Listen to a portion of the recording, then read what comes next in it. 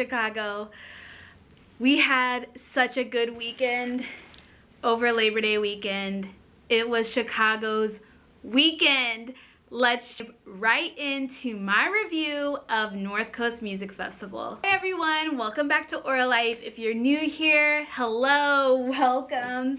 It's so nice to have you here. My name is Ashleigh. I'm a rave mom and mom in real life, and I create content around raves and festivals, specifically in the Chicagoland area, as well as Peloton. Today, I don't know if you've noticed, but my content has been chock full of festivals because it's been so busy in Chicago. And we are gonna dive into my review of Northcoast Music Festival. If you're new here, welcome. I'm so excited to have you along for the ride. And first off, I just cannot believe the amount of love and support and just admiration for Chicago music, just the Chicago Music Festival scene in general. I am here for it. If you haven't seen my vlogs, I'll make sure to put up an eye here. I also went to ARC Music Festival. I decided that I'm going to split up these reviews and do one for Northcoast and one for ARC, so be on the lookout for ARC.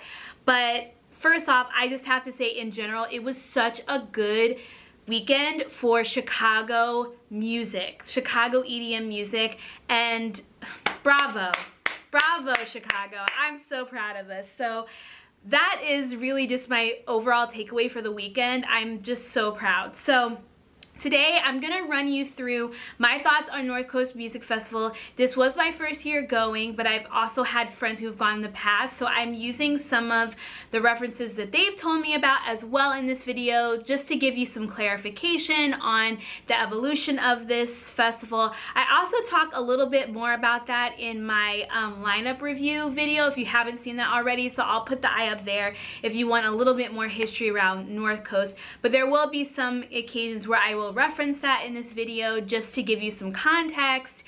But yes, it was my first Northcoast, and for both of these reviews, for both ARC and Northcoast, I am going to divide it into 6 equal sections. The first, getting in. How was security? How was the line? I'm also going to include food. I'm going to include a category for drinks. I'm going to include a category for set design and just overall layout. It's set, so the music that I love the most throughout the weekend. And last but not least, I am going to talk about the crowd and just the vibes. And if you see me looking down, I have a long list of notes that I am going to be referencing in both videos. So from time to time, you might see me looking just to reference so I can recall, because your girl's getting old, okay? Anyways, this is my review of Northcoast, so let's dive right into the first category, which was getting in. So getting into ARC Music Festival. Now, like I said, this is my first time going to Northcoast, but I have been to other Chicago music festivals, and I would have to say, compared to Spring Awakening, which is my reference of getting in, it was a lot more difficult. There were longer lines, it took a lot longer to get through security. So for each of these categories, I'm also gonna give a 5-star review of them. So how many stars? 5 being the best, that was top notch, and then obviously 1 being terrible. I am a Chicago native, so these reviews will be from my perspective as living in Chicago. Just want to point it out there. And I'm gonna be honest, I love my city, I love my culture, but there were some mishaps that I need to call out. It's not gonna be sunshine and rainbows for everything, but I think overall, both festivals did an amazing job, so kudos to them. So like I said, getting in was a little bit more difficult if I were to compare it to Spring Awakening, which typically would probably take you 25 to 30 minutes to get in. This took an hour, sometimes an upwards of an hour to get in, depending on the day. Now, the first day that we went in, what took us so long to get in is some of the rules that they had on their website actually weren't clearly communicated through their social media platform, through the site. And some of them were actually changed. We actually saw like a big printout of the rules, and there was black electrical tape over certain parts, which kind of left a bad taste in some people's mouths. So when we were going through the security, all of a sudden all of these rules start coming up, like You can't have anything that is unsealed, which, you know, that's typical to festivals. But I think the thing that I wish they would have allowed, because even Lollapalooza allowed this since we're in the middle of a pandemic, was hand sanitizer. I brought in a brand new hand sanitizer. Now, if you know hand sanitizer, not all of them have seals on them or like a plastic seal around the edge. They wanted you to bring in a sealed hand sanitizer, otherwise you couldn't bring it in. I literally had a brand new hand sanitizer and she mentioned that she was going to throw it away. So some of these things we ended up just deciding, you know what, we'll just hoof it back to the car, drop off our stuff and come back. So that took us the longest on the first day. Once we got in though, it was pretty smooth sailing. That probably took us maybe like 20-25 minutes once we came back. But I just have to say that, like, I think in the middle of the pandemic, festivals should be a little bit more lenient, in my opinion, on hand sanitizer. If they're not, they need to make sure that they have enough sanitation stations throughout the venue. And to be honest, when I looked around, we only found one actual hand sanitizer station, and it was kind of like in the food area next to Bocce's Pizza. Other than that, they weren't really spread out. So that was one thing that I felt like they should have made a concession on.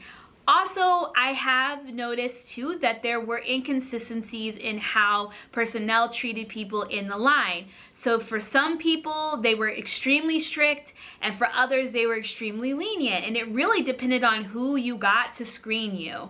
The second day, they were very lenient on us. They barely looked in our bag. They didn't touch our person. The first day, they definitely touched our person, and they were more strict. So I just think that there's definitely some inconsistency there that they need to work out and iron out. And I also heard that for some people, they let their float toys come in, or certain items come in, specifically hoops, I know was an issue coming in, and others, they threw them away. And I'm talking about like LED hoops. These are expensive, so that did turn off a lot of people. I didn't have that issue, but I did have a friend who was bringing in a totem pole. He looked at the website, he checked the perimeters, it all fit. And then when he got in line, he noticed that line was, you know, crossed out with electrical tape. Needless to say, he wasn't allowed to bring his pole in, but then if you see my footage from the Cascade set, there's people with poles that they let in. So I just think that they need to be consistent all around. If they're going to allow certain items, allow them, but then if they're not, make sure that it's consistent in general. So if I had to rate getting in, I actually have to rate this 3 out of 5 stars, maybe even 2 out of 5 stars. That was probably the biggest hiccup out of the weekend. Also, I would say on Saturday, the lines were like out of control. And then at one point, we were actually kind of moved up. They created a female line, and that expedited the process. So they did try to, you know, rectify the longer wait times as we were getting screened. So I had to point that out there. Food, I would say I would give it a rating of 3 out of 5 stars. The food selections were pretty good in my opinion. Seoul Tacos was the highlight. It was kind of like a Korean barbecue fusion. And they also had like a kind of like a rice bowl, but we had the tacos, and we also had the rice bowl later in that night on day 2. Delicious. Like, I highly recommend it. Definitely priced pretty high. I believe for 2 tacos it was like $9, but it was delicious and probably the best food that I had. I had friends who went there multiple times out of the week, so definitely would recommend that again. There was also a kind of like a Chinese noodles fusion restaurant right next to it. I think it's like Kwang noodles. That was really good. And then they had pizza selection. So Connie's Pizza, which is a Chicago staple, kind of like deep dish. And then they had Bocce Pizza. Now, I love Bocce. Bocce is kind of a staple. I used to eat it. It's kind of like a cheaper kind of flat pizza option in Chicago. Really popular in the college dorms and on college campuses in Chicago. And I've always enjoyed it outside of a festival. I've never had it in a festival until this moment, and we actually ordered it on Friday. It was delicious to me. But I did see on Saturday and Sunday, when the crowds were maybe a little bit bigger, there was some inconsistencies with the quality standards. So like if you look at some of the pieces, it doesn't look that appetizing. So I'm wondering if maybe it was just the speed in which they were kind of churning out the pizza that maybe did that. But all in all, I would say people said that they would have gone to Connie's, rather have gone to Connie's than Bocce. I had good experiences with both of them, but just wanted to clarify that. The 3 comes from, too, the long lines. So the Bocce pizza was so weird because you had to wait in 2 lines. You had to wait in a line to pay, and then you had to wait in a line to get your pizza. So it actually ended up taking us 45 minutes to an hour just to get a slice of pizza. And to me, that's kind of ridiculous. And the same thing happened with drinks on certain days. Sometimes there wouldn't be that long of a line, but most often you were at least waiting in line for drinks for 30 minutes in some cases. If you wanted the Monaco drinks, people were in line for an hour, hour and a half. There are people cutting, there are people begging people to buy them drinks, and that was a pain in the behind.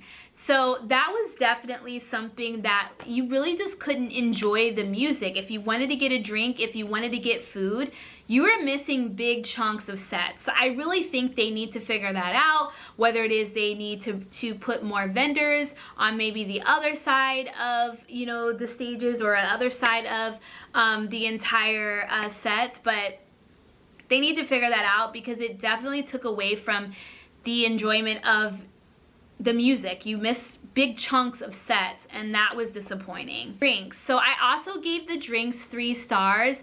Again, most of this came from the long lines. As I mentioned, 1.5 hour line to get a cocktail is just not ideal for me. They did have something, it was a food app. If I can find the name of the app, I'll put it down. But basically you download this app, and then they kind of had these VIP stations where you could download the app, order your food, and then go pick it up, kind of like a quick service type of thing, so that you didn't have to wait in line. You can enjoy the music and go pick it up. A couple of my friends did that and they enjoyed it.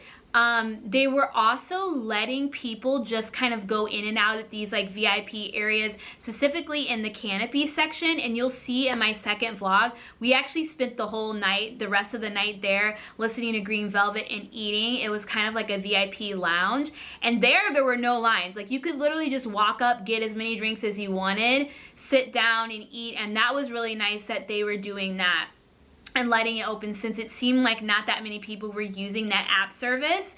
So I would say if they do that again in the future, definitely consider downloading the app to kind of skip those lines. Here's the controversy also about some of the other drinks. So they had 2 kind of fresh cocktail options, and one was pina coladas, which it really reminded me of having pina coladas at the Puerto Rican Festival in Chicago. It's kind of a staple. You go to, you know, Puerto Rican town and they have these pina colada stations. Typically, you know there's rum in these pina coladas, even if there's kids around, like it just comes mixed in. And then they also had Tito's Vodka Lemonade. So they had all of these kind of pina colada stations and fresh squeezed Tito's Vodka Lemonades throughout the venue, okay? Here's the thing though, a lot of these drinks did not have any alcohol in them. Like, and I'm talking about these pina coladas cost $14. The vodka lemonades, I believe, were $13 or $14, and no liquor. And here's my thing. You know, when you're at a festival, I personally like to be in the moment and I like to be coherent. I'm not drinking to get wasted, or I'm not going to a festival to get wasted. I want to remember the music. But my thing is, you can't give false advertisement. If I'm going to get a beverage, a cocktail, then that's what I should be paying for, especially if it's $13 to $14. There were many reports of, you know, drinking the pina coladas, not tasting any rum in there. One person I saw on one of the groups mentioned, they asked, why isn't there any rum in this? They told them to go to another line.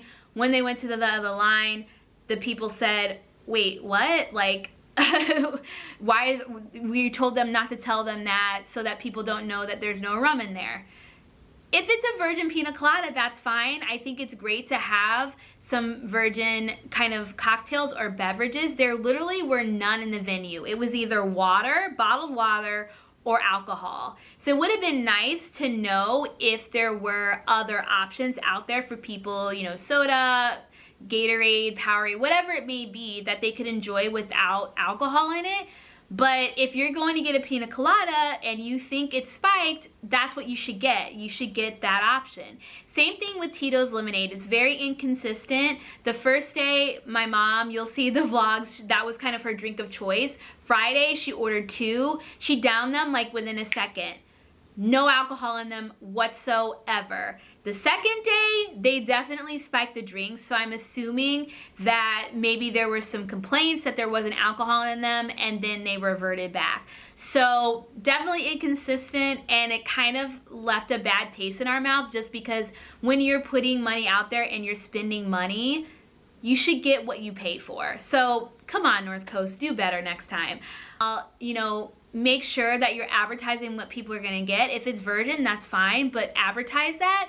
And I think you should also have virgin drinks out there for people who maybe can't drink, you know, or they don't want to drink, or they're sober, they're going sober. So that's my thought on the drinks.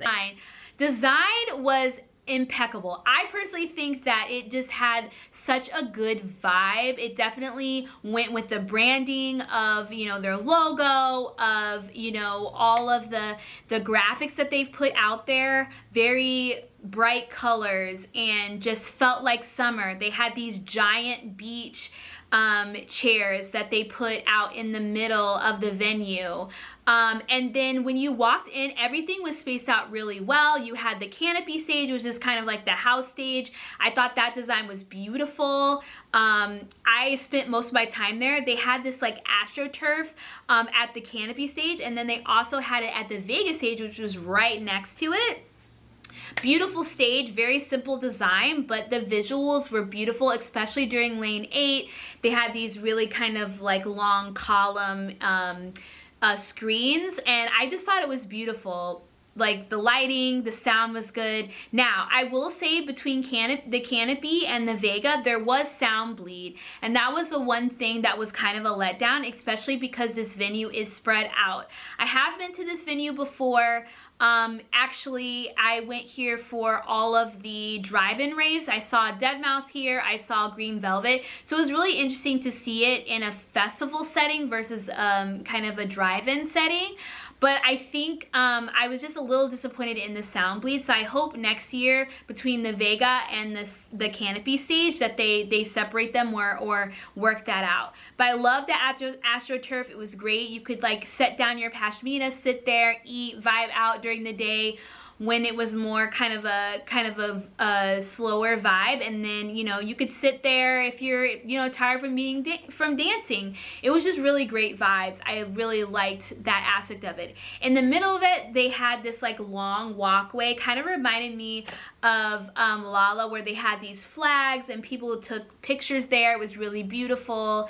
And then next to that, they had the Void, which was this kind of interactive space where they use lights, visuals, and music to bring you this experience. And that was really fun. I loved that space. I thought it was really unique. They also had the Chill Dome, which also was kind of like an interactive art installation, and I think it was there because they didn't really know if it was going to be really hot, so they had that space there just in the event that, you know, it got hot and people needed to, you know, relax and cool off. I didn't go in there, but I heard it was beautiful. They had like laser, kind of interactive laser designs and everything, and it looked like a really unique experience. So I think in terms of the set design, they did great. Also, I loved the venue, and I love the fact that it was kind of, there was a stadium for the main stage. I think the main stage design could have been better. It kind of looked like it was just SeatGeek Stadium's stage. Like there wasn't anything unique about the main stage design. It just looked like that's what they had there. But I love the idea of having a stadium again in Chicago for a festival. I've been to Spring Awakening when they had it at Soldier Field, and I love the fact that you could sit in the seats and relax and kind of unwind, eat, and it was a great way to keep yourself socially distant. If you didn't want to go in the crowd, especially if you were worried about the pandemic, it was nice, and you had like the best seats in the house. We really had good seats to see Cascade. We were right next to him on I believe the left-hand side. So if you're looking at the stage, we were on the left-hand side. And I mean, had such a good time. We could dance in our seats. We could sit down, stand up. And I love that aspect of it. The stairs, not that much. Like, you did have to go up flights of stairs to get into the stadium. But you know what? We burned a couple extra calories, so that's okay. So in terms of the design, I said 4 out of 5. I didn't give it a full 5 just because of the sound bleed between the Canopy and the Vega, but I think good job, and I hope too that leaves room for them to really think about doing a bigger or more elaborate main stage design and putting thought and some type of design into that. A lot of refill stations. So there was some discrepancy between the map and where the water stations were, especially on the first day. If you look at the map, it looked like the water refill stations were within the stadium. So kind of like on the outskirts where you get the vendors and you can get your food. The first day, no one knew where the water was. Literally, no one. We asked around. We definitely pointed out people who also had lunchbox hydration packs, and nobody knew where these freaking water refill stations were. The second day, we did find them. They were in front of the stadium, like before you even go up the stairs. And they were kind of tucked away. There wasn't a lot of signage there to indicate that, and they were all together. So I wish they would have spread them out across the venue, especially because this venue is huge. You have to walk far. I personally think there should have been a water station at every stage. So one next to the stadium, one next to the Canopy, and maybe one next to the Vega, or have one in between those two stages, so that you didn't have to walk all the way back to the stadium in order to refill your water. That's just my opinion. The sets and the music this weekend were amazing. This I give 5 out of 5. Every single set that I went to, I enjoyed. All of them. The DJs really threw it down. These sets were unforgettable. You could tell that these DJs really spent some time during quarantine to get themselves together, because I mean, I've seen some of these artists before live, but these are probably some of my favorite sets, even, when I think about the other sets I've seen from them. Cascade set, hands down the best Cascade set I've ever seen of his, and I've seen him multiple times now. Amazing. My mom is kind of a skeptic when it comes to Cascade. He's not her absolute favorite, but this time, and if you see in my vlogs, like, she was shook. She was shook. She enjoyed him so much, and bravo. Like, that was everything that I absolutely needed. So thank you, Cascade. Also, Lane 8, I didn't get to see a lot of his set because my crew really was in La La Land in their mind. And so we also wanted to check out the surprise back-to-back set, which I'll talk about that in a second. But Lane 8 was a vibe. Like, I just really enjoyed it. I just was in awe of his visuals. It was beautiful. The music just like cuts right through you, and I think it was perfect to have him at the Vega too. Like, I didn't really think it would be appropriate for him to be at main stage, and it was more of an intimate experience having him at the Vega, and I really appreciated that. So man, I can't wait to really catch a full set of his or a full show of his, because I really want to really immerse myself in that. But he played all of the good music that I have been listening to for the past couple years, and thank you, Lane 8.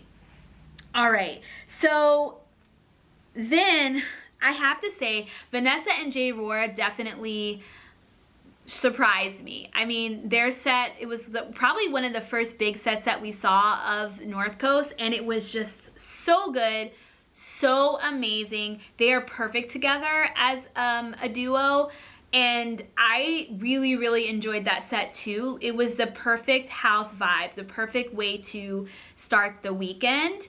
And yeah, it was just a really good mix. And then that went into Claude Von Stroke, which all hail the king, he was amazing.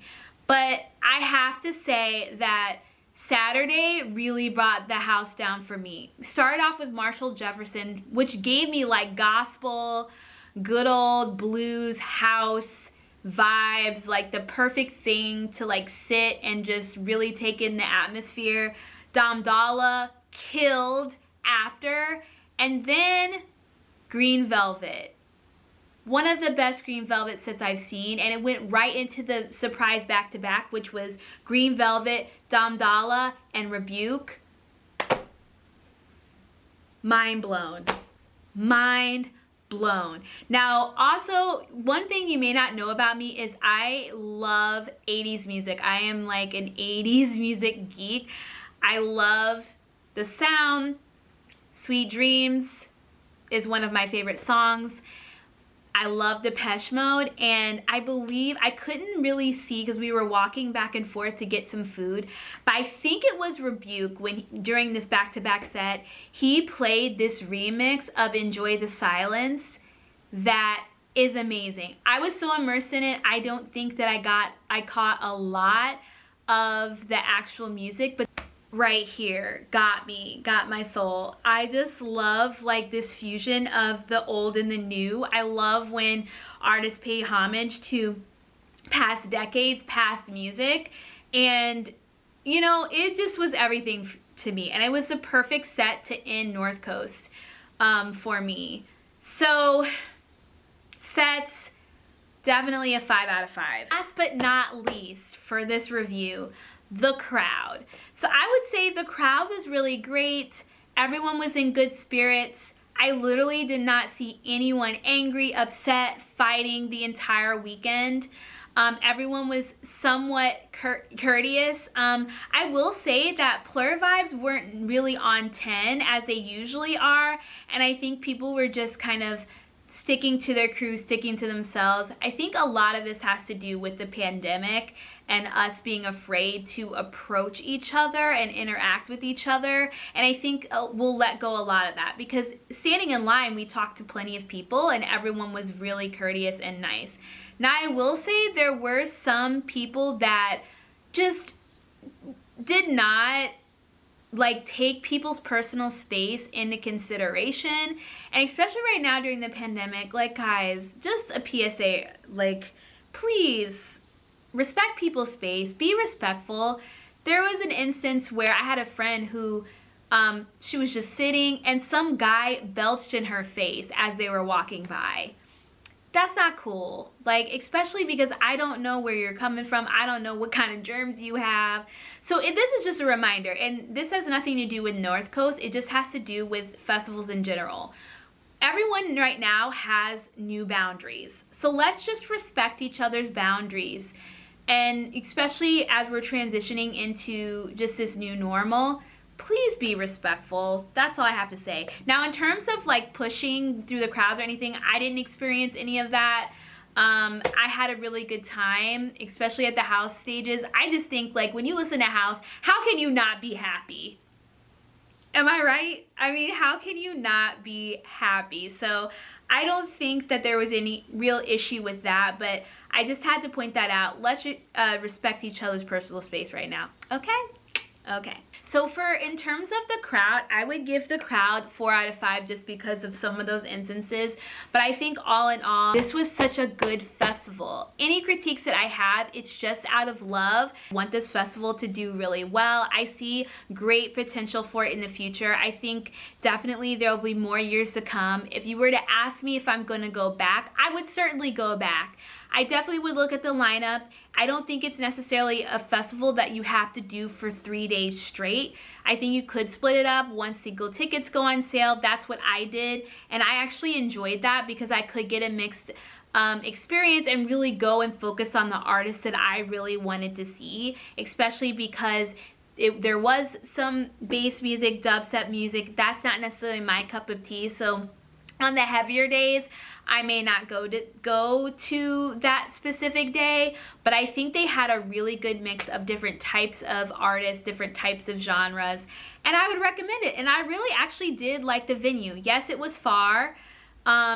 you know, transportation, I know the shuttles had some issues. I had a couple of friends who Ubered and the Ubers canceled on them. So personally, I would recommend driving, and that's what I would do again. Parking was totally fine.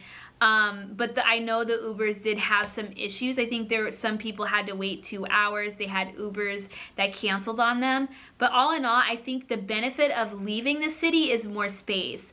And I hope that, you know, in the future, they can iron out some of these kinks and really make it a premier festival. When I talk to people who've been in the past, you know, a lot of them were just so wowed and couldn't believe how much Northcoast has come a long way. Many people said that it felt like a mini spring awakening, and I would agree with that. It did feel like a mini spring awakening, kind of the beginnings of kind of a spring awakening. And I think that's really exciting for the city to have another festival of this caliber during the year. So I'm rooting for Northcoast. Congrats on making that transition from being kind of a multi-genre festival to a complete EDM festival. I think that was successful, and I am excited to see more from them in the future. So I would recommend going. Like I said, maybe even if you are more of a house head, it might be something where you consider single day tickets, or just waiting to see the lineup and seeing what stands out to you. So I hope that you found this video helpful. If you like this video, make sure you give it a thumbs up. Make sure you hit that subscribe button to get more festival content from me. And also comment down below, sound off, what would you give this festival out of 5 stars? I want to see what you felt about the experience, the food, getting in, all of that jazz. I love you guys so much, and as I always say, positive self, positive wealth. Bye, fam.